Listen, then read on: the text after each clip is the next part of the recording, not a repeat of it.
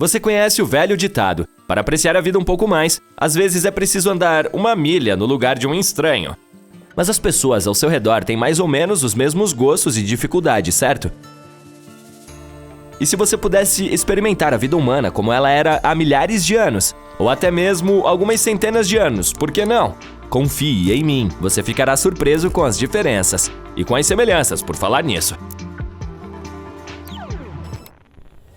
Vamos começar com uma época anterior aos smartphones, às cadeias de fast food e até mesmo à eletricidade. Estou falando da Idade da Pedra.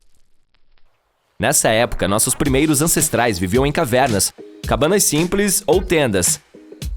Eles não faziam muita coisa, além de caçar e coletar alimentos. Se você tivesse vivido naquela época, poderia ter usado ferramentas básicas de pedra e osso.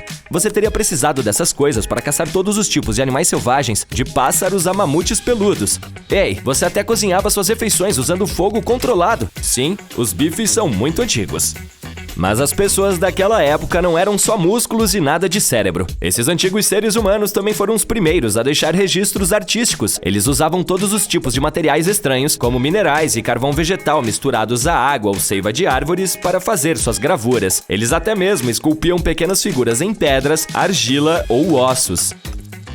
Naquela época, a humanidade também vivenciou a última era glacial, o que foi muito ruim para muitos dos grandes mamíferos que nossos ancestrais costumavam caçar.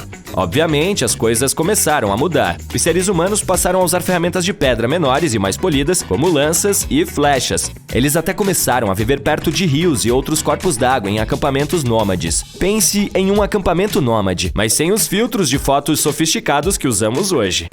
Mais tarde, os humanos antigos passaram da caça e coleta para a agricultura e a produção de alimentos. Começaram a domesticar animais e a cultivar grãos de cereais. Usaram todos os tipos de ferramentas novas e sofisticadas, como machados polidos, e até foram se estabelecer nas planícies. E eu nem vou citar os avanços na construção de casas e na arte. Eles estavam tecendo, costurando e fazendo cerâmica como ninguém. Nossa próxima parada na história: Grécia Antiga. Quer saber como era a sua casa naquela época? Acontece que as casas da Grécia Antiga eram construídas em torno de um pátio ou jardim. Não parece muito diferente do que estamos acostumados a ver hoje em dia, certo? Mas as paredes eram feitas de madeira e tijolos de barro. Não havia concreto ou aço sofisticado para elas. Quanto às janelas, elas eram pequenas e sem vidro. Mas ei, elas tinham persianas de madeira para impedir a entrada do sol quente. Você provavelmente não teria muitos móveis dentro da casa, mas se tivesse a sorte de ser rico, poderia ter decorado suas paredes e pisos com azulejos e pinturas coloridas. Infelizmente, quando a natureza chamava, muitas casas não tinham banheiro. Assim, as pessoas tinham que usar pequenas vasilhas ou até mesmo se lavar em córregos por perto. Imagine como isso deve ter sido incômodo. Somente os ricos tinham o luxo de tomar banho em casa. À noite, os gregos antigos dormiam em camas recheadas com lã, penas ou até mesmo grama seca. E sem eletricidade, a única luz vinha de lamparinas e velas. Quer falar de moda? Acontece que muitas pessoas andavam descalças. Alguns usavam sandálias de couro ou, para andar a cavalo, botas altas. Quando fazia calor, alguns usavam chapéus de abas largas para proteger o rosto do sol. Uma coisa que eles definitivamente faziam bem era usar joias. Usavam de tudo, de pulseiras a brincos e até colares. Agora, quando se trata de comer, homens e mulheres geralmente comem separadamente, e os ricos sempre comiam em casa. As pessoas menos privilegiadas comiam em público. Mas veja só! Todos comiam com os dedos, portanto, os alimentos eram cortados primeiro na cozinha. Imagine ser um cavaleiro na Idade Média. Naquela época, esses cavaleiros elegantes tinham tudo a ver com a vida nas mansões. Mas deixa eu te dizer que eles nem sequer eram donos da terra propriamente dita. Não, eles recebiam direito sobre a renda de uma mansão ou de outras terras de um soberano. E, com o passar do tempo, essas terras eram passadas de geração em geração como uma herança de família. Ah, e esqueça a divisão dessas terras entre todos os herdeiros. A maioria das terras ia direto para o filho mais velho. Desculpe, irmãos. E nem me fale sobre a hierarquia. A sociedade era extremamente dividida naquela época. Os chefes de estado e a nobreza de mais alto nível estavam no topo, controlando grandes áreas de terra. Os nobres menores tinham autoridade sobre áreas pequenas de terra e menos pessoas. E na parte inferior da lista do clube nobre estavam os cavaleiros, que nem mesmo possuíam terras e tinham de servir a outros nobres. Nada legal, certo? No entanto, sua vida pode não ter sido tão ruim assim. Você também pode ter desfrutado de algumas atividades de lazer, como jogos, partidas de xadrez e ouvir a música dos trovadores. Esses músicos eram compositores incríveis, poetas habilidosos, além de cantores e instrumentistas. Vamos prosseguir com o Renascimento. Foi uma época de mudanças, entusiasmo e luxo. As pessoas finalmente puderam desfrutar de algumas das melhores coisas da vida, como roupas melhores e comidas mais saborosas. E caramba, elas adoravam as artes. As ruas também estavam cheias de artesãos e comerciantes. Mas não me entenda mal, a vida não era só sol e arco-íris para todos. Os fazendeiros e camponeses ainda tinham que trabalhar duro o dia inteiro.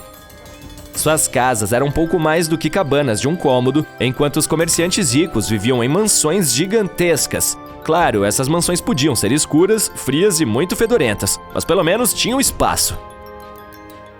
Agora vamos ao que interessa: a moda! As roupas eram muito diferentes durante a Renascença. Os ricos se vestiam com todos os tipos de roupas extravagantes, desde casacos apertados para os homens até vestidos longos para as mulheres. O entretenimento estava na moda durante o Renascimento. Se você tivesse vivido naquela época, certamente adoraria ir a festivais, eventos esportivos e jogar jogos como xadrez, damas e gamão. Mas o maior evento de todos era o Carnaval. Você se vestia com fantasias malucas e fazia grandes festas. E, é claro, havia compras.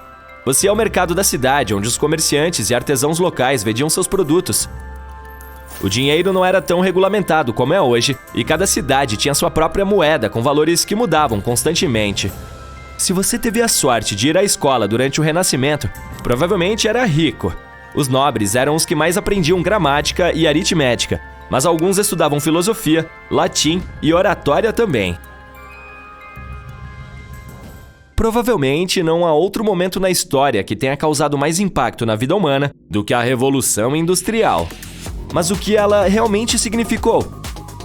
Bem, imagine o seguinte: antes desse período, as pessoas costumavam fazer coisas com as mãos, em suas próprias casas ou em pequenas oficinas. Mas então, alguém teve a brilhante ideia de construir grandes fábricas e usar máquinas acionadas por motores para fabricar produtos em grandes quantidades. O primeiro país a experimentar essa nova maneira de fazer as coisas foi a Inglaterra, mas logo o mundo inteiro a adotou. A Revolução Industrial começou na indústria de tecidos, onde a fabricação de tecidos costumava ser um processo lento. Mas com invenções como a lançadeira transportadora, as coisas ficaram muito mais fáceis. Com todas essas novas máquinas e fábricas, as pessoas precisavam de uma maneira de transportar as matérias-primas para dentro e os produtos acabados para fora. Foi aí que surgiu o transporte. O barco a vapor veio em 1807. Em seguida, alguém teve a brilhante ideia de colocar um motor a vapor em cima de rodas e depois em cima de trilhos. Pronto, a ferrovia nasceu em 1825. Como você pode imaginar, todas essas mudanças tiveram um grande impacto sobre onde as pessoas moravam e como trabalhavam. Talvez você precisasse deixar o campo e se mudar para cidades maiores para encontrar trabalho. Mas as cidades eram geralmente sujas e lotadas, e embora as máquinas tenham facilitado o trabalho em alguns aspectos, o trabalho nas fábricas criou muitos problemas para os trabalhadores. Talvez você não ganhasse muito, e o trabalho muitas vezes era perigoso.